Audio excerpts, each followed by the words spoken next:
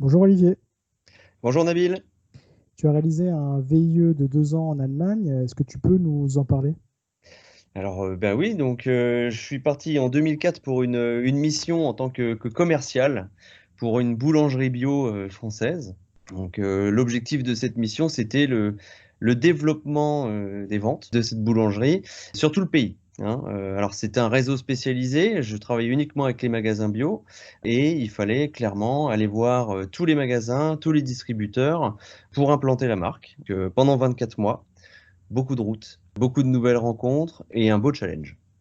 Tu prenais un peu de recul par rapport à ta mission. Quels sont selon toi les atouts, les forces que tu détenais avant de débuter ta mission? Alors ça, c'est une question qui est pas forcément évidente, parce que quand on est jeune, on sait pas vraiment quels atouts on a. Moi, je pensais qu'au début, c'était la langue. Je pensais que je parlais couramment allemand, entre guillemets, hein, ou suffisamment allemand. Je pensais que c'était un atout. Finalement, c'était pas vraiment le cas, ou en tout cas pas suffisamment. Ce qui fait que le premier atout, je pense que c'était un petit peu l'insouciance, la motivation, enfin l'envie de partir à l'aventure. Ce qui est indispensable quand on part dans un pays à l'étranger, même si c'est pas loin, il faut être prêt à se lancer. Donc je pense que c'est l'atout principal que j'avais à l'époque. Au début, je pensais être suffisamment autonome et ainsi de suite, mais ça s'est développé par la suite. Est-ce qu'avec le recul que tu as aujourd'hui, est-ce que cette mission, donc ce VIE, t'a permis de développer de nouvelles compétences, soit techniques ou autres, et si oui, lesquelles? Donc justement, en fait, suite à ce départ, en tant que commercial, ce que j'ai commencé par développer, c'est mon autonomie et l'organisation de mon travail. Quand on est seul et qu'on circule beaucoup, qu'on voyage pas mal et que le siège nous demande beaucoup d'informations, il faut vraiment être bien organisé. Une compétence aussi qui s'est développée par la suite, je pense, c'est la résilience. Quand on part comme ça, au début, on se prend des portes constamment. On nous demande un peu ce qu'on fait là, ce qu'on vient présenter comme produit. Et ça, en fait, on l'acquiert au fil du temps. Et j'ajouterais à ça, alors c'est pas vraiment enfin, une compétence, mais s'adapter à la culture du pays et la maîtrise de la langue, évidemment, ça c'est indispensable et c'est finalement qu'on va le plus apprendre lors d'une mission VIE. Si tu devais partager le souvenir, c'est pas toujours très simple, mais le souvenir le plus marquant de cette expérience-là, ce serait lequel? J'en ai trois, quatre en fait qui me viennent en tête. C'est difficile de les classer.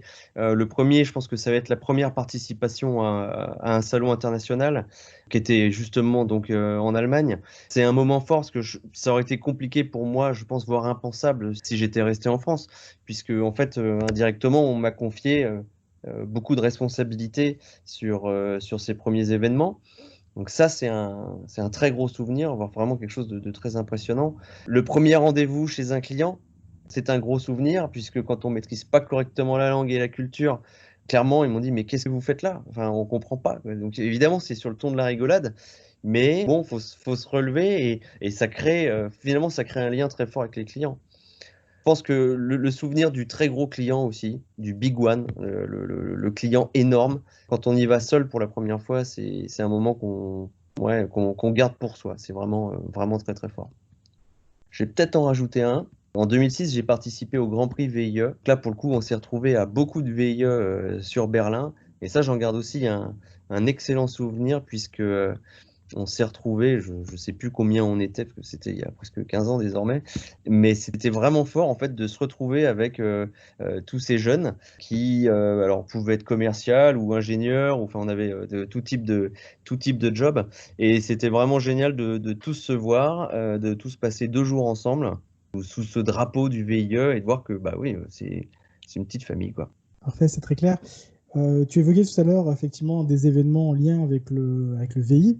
Est-ce que tu aimerais partager un souvenir ou un événement en lien avec le club VIE ou alors avec le volontariat international?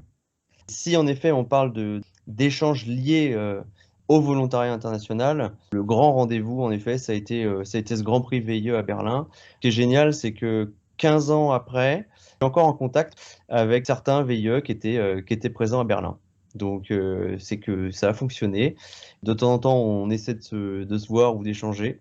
Évidemment, on est un peu tous partis dans différents pays, mais ça, c'était vraiment un super moment. C'est très clair. Merci Olivier pour ce partage. Eh ben écoute, merci Nabil.